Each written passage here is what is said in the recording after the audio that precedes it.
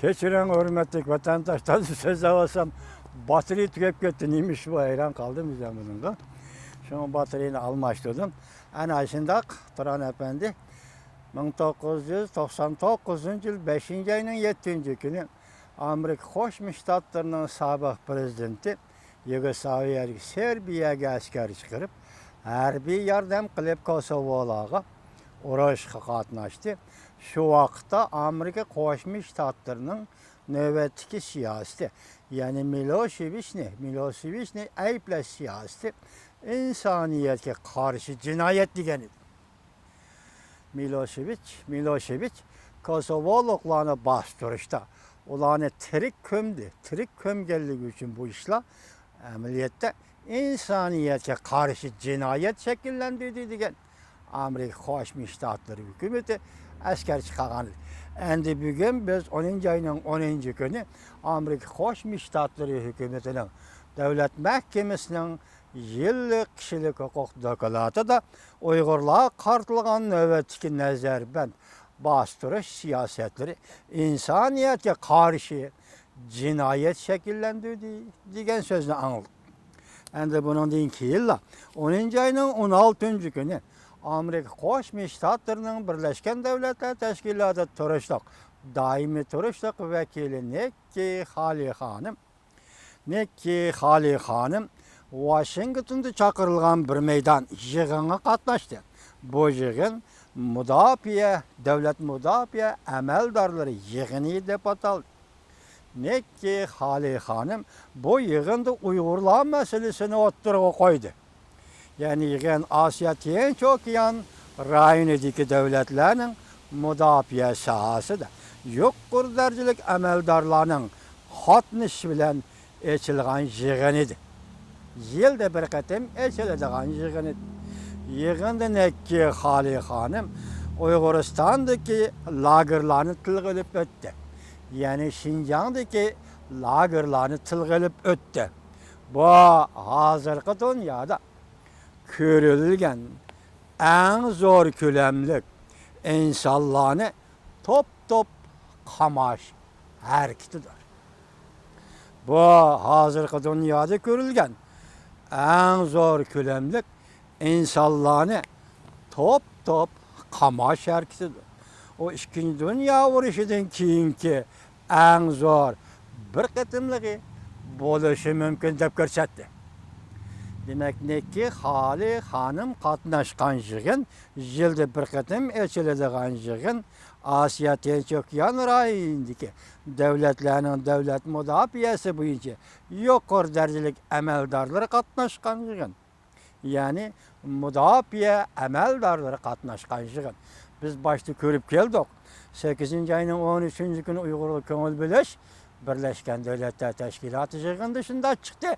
Endi oxirida kelib 10 ayning 16 kuni Nikki Haley xonim yuqori qadar so'zildi. Endi qarab boqaylik.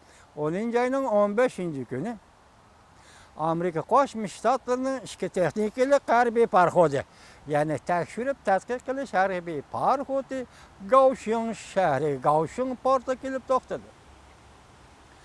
10 ayning 16 kunidagi xonim mana yuqoridagi nutq so'zildi. Orada 5 kun o'tdi. Ya'ni 15 kundan hisoblaganda orada 5 kun o'tdi. Shanba kuni 10 ayning 20 kuni Tayvanda on minglagan kishilar ko'chaga chiqib, Tayvan Jamhuriyati qurishning mustaqilligi uchun namoyish marshni boshladi. Jungoning Tayvanni yutib olishi qarshi turimiz. Tayvan Jamhuriyati quramiz. Demak, shuningga munosib holda hurmatli vatandoshlar, bugun navbat Uyg'urlarga keldiki, biz uzun zamonlardan bir so'zlab kelyapmizki, 1944-yil 11 ayning 12 kuni oxirgi qatim qurilgan jamhuriyatni, Uyg'uristonda qurilgan jamhuriyatni asliga keltirish bugungi navbatda har bir Uyg'urning muqaddas huquqidir. Bugungi navbatda har bir Uyg'ur qilishga tegishli ishdir va buning uchun jon fido qilish tegishli ishdir. Buning uchun har qanday ishni qilishga tegishli ishdir. Chunki biz davlatimizni asliga keltiramiz. Bu davlatning xalqaro asoslari nima? xalqarada bu davlat qanday yo'qitildi, Stalin qanday yo'qotdi degan narsalarni biz sizlarga to'xtamay so'zlab keldik. Demak, asosimiz bor. Chunki Stalin xalqaro jamiyatda bu davlatni yo'qotdi. Endi asli keltirish kerak. Masalan, biz sizlarga davomli so'zlab kelyapmiz. Baltiq bo'yidagi 3 davlatmi shundoq tarixda yo'qotgan davlatini asliga keltirdi. Keyingi 90-yillardagi Rossiya yemirilishi va Yevropa yemirilishi davrida hozir ishonimizki, Xitoy bu mustamlika imperiya ham yemirilishning bosog'isiga yetib keldi. Yemirilishning bosog'isiga yetib keldi. Alametler, to'g'ri qarasanglar bo'layotgan gap so'zlarning o'zi shu. Hozir endi Jungo Kompartiyasi oxirgi qatam yoki Jungo Xitoy millati o'zining hukmronligidan ayrilib qoladigan shundoq bir payt kelganda yoki dunyo oldida bu hukmronlikni bir taraf qiladigan shundoq bir payt kelganda o Uyg'uristonda vahshiylik qilamdi yo'q. O yaqindan bir bo'shab qoldi. Masalan, boshliq Shavkat degan o'tirg'i chiqadi. Shavkat Zokirov degan o'tirg'i chiqadi. Hatta İsmail Ahmet'nin vafatıga to'g'ri o'qilgan ta'ziya nomida Rais Xi Jinping 3 qatim ta'zim qildi. Markaziy televiziya stansiyasi yig'ilish lagerlarini televizorda ko'rsatdi. Hozir Yer shari vaqt gezitining bosh tahriri Xo'shidin Urumchida, Xotanda, Qashqarda ziyoratda bo'lib o'tadi. Demak, xalqaro besim G'arb dunyosi Amerika Qo'shma Shtatlarining besimi, Amerika Qo'shma Shtatlari Davlat Majlisi Marco Rubio,